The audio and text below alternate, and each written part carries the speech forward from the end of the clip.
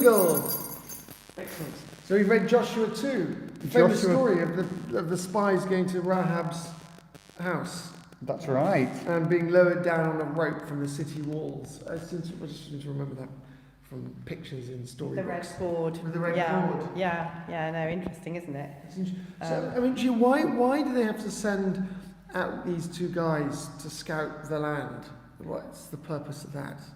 I guess they'd done it before, hadn't they? They'd sent out people before, and actually it was something I was going to comment on, that this time, the time before when they sent out people to scout out the land to see if it was okay to conquer, go in and go into the land, they came back and said, oh, they're enormous, they're giants, we can't do it. This time they go back to Joshua and they say the people melt in fear of us.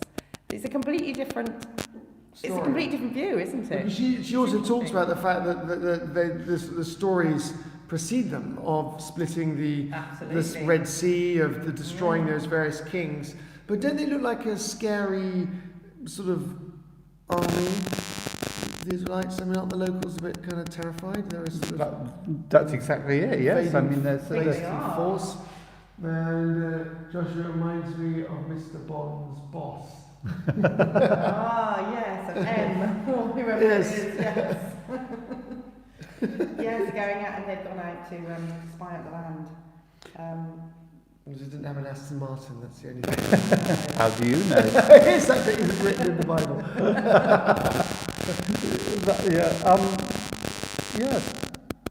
And of course Rahab is really important, isn't she? Rahab is important. She becomes one of the ancestors of Christ. And she's mentioned. She's mentioned in the genealogy of Jesus. Yeah. Gosh. Rahab. Yeah.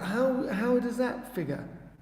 She's I can't remember the actual. Yeah, but She must have married somebody That's really interesting. who married somebody who had children who married somebody. Yeah. Just but there's something about the red cord being like the blood, isn't there?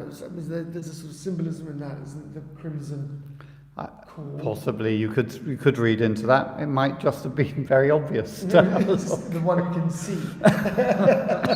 Exactly.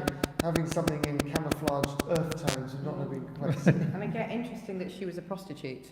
You know, it's a clever place to go. But also, that's the whole thing is the gospel being for everybody, right? Absolutely. It's kind of the sin. But the sin is, it's going to mean it more than anyone. Yeah, and it's this person who, again, you know, she's the one that sort of carries through God's plan. Right. I love this story. It's amazing that help comes from. Right. Yes. We agree. We agree. We agree. That's great. Let's go to the next, shall we? And then Luke 9 and the Great Transfiguration. one. The Transfiguration. I mean, again, there is so much in this story. We talked about Moses. I've spoken about this just recently, that Moses was told he wouldn't enter the promised land, yet here he is standing in the promised land, but standing in glory with the Lord Jesus. That's nice. Yeah, I hadn't thought of it like that. Yeah. And I love that Peter is like, he says, let's make 3 dwellings, not knowing what he said. Because is he sort of not knowing what he said? Is that because he's kind of saying something that God's put into his mouth, or he's just so kind of nervous he just doesn't know what to say. He just opens his mouth and says something. And when he says 3 dwellings, it's sort of 3 of the sort of religious booths that the people would make in the Feast of Tabernacles. I think we've talked about those before. Yes. Oh, the booth festival. Yeah. When you took your tent out into and you slept on the roof or whatever in your tent. Everybody camped out for a week to remember when they were wandering in the exodus. And in some sense, there's a sort of a theme here, because Moses and Elijah, they're speaking of his departure. The Greek word for that is exodus. They're speaking of his exodus. And so Peter says, let's make these booths. He doesn't know what he's speaking. How can you keep the Lord of glory, who's shown in a tent at this point? You just can't do it. And then the key voice, go on, yeah. The key thing of this passage that is different from, there's a voice that comes, there are 2 times the voice comes. One is at the baptism and one is at the Transfiguration. At At the baptism, the voice from heaven comes, "This is my beloved Son, with whom I am well pleased." Now the voice comes, "This is my beloved Son, my chosen, listen to him." And Jesus has been appearing with Moses and Elijah, the two key people from the Old Testament, who people would say, if you've got to listen to anybody, listen to Moses, listen to Elijah, the prophet. And now the voice from heaven is saying, no, listen to Jesus.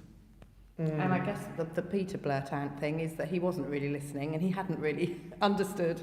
Oh, I was going to say about the booth thing was that, he's trying to sort of, the other thing about that is he's trying to sort of, what is it sort of that the Pharisees would do, sort of formalize the whole thing, the whole experience, make it into sort of a religious thing.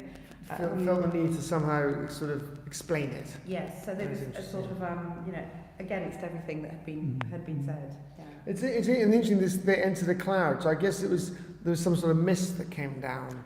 And the cloud in the Old Testament, in the Exodus, was the cloud of the presence of God, the Shekinah, the glory of God. It's interesting, and also in the Psalm 133, we had that mist of Hermon, which is a kind of the dew of Hermon. The dew of Hermon, which I just looked it up. But the dew of Hermon's got there's a massive written about it, and apparently the dew of Hermon is like this cloudy thing that rolls in from the Mediterranean, and actually is the reason why a lot of crops and things grow in that very hot patch, because it brings in a moisture and it basically fills up ponds and all sorts of things.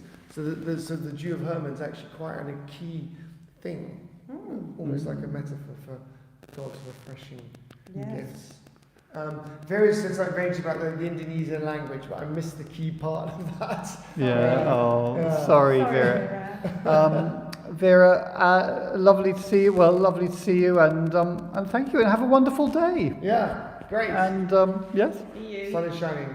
Bye-bye. Bye. Bye-bye.